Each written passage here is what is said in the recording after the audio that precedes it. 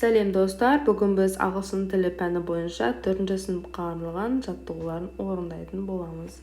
Ендеше бізде бірінші сұрақта boys learn немесе learn to fix swim in cold water and ride a horse. Бізде балдар суық суда жүзуді үйренген, және де атта ойнауды үйренген, және де балдармен төбелескен деп тұр. Бізде болады өткен шақта айтып тұр, значит, бізде learn болады. Бізде бұл жерде көрсетіліп қойған мысал ретінде. Енді rich people live in villas. Бай адамдар in villas. Бізде болады live it болады, өткені бізде өткен шақты көрсетіп тұр. Яғни табыңдар деген. Бізде иде жалғаймыз. Неге өткенде өткен шақта IED бізде жалғаймыз. Сол сөз бізде leave it өткен шаққа айналады.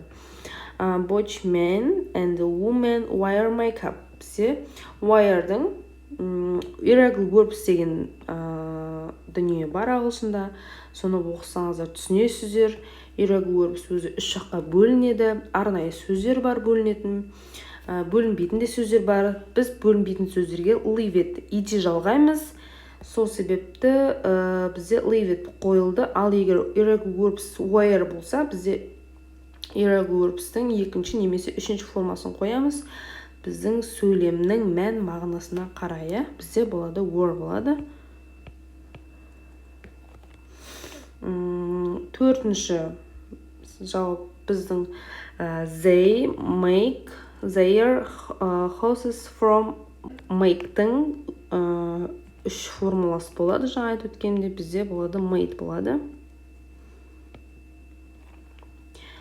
They watch shows in big stadiums. Бізде болады бұл жерде watch it.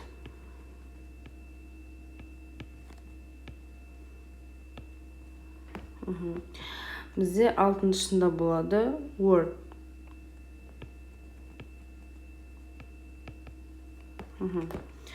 Енді біз 9-шы тапсырмаға көшетін боламыз. Бізде бұл жерде 9-шы сұрақта сен білесің бе деп тұр.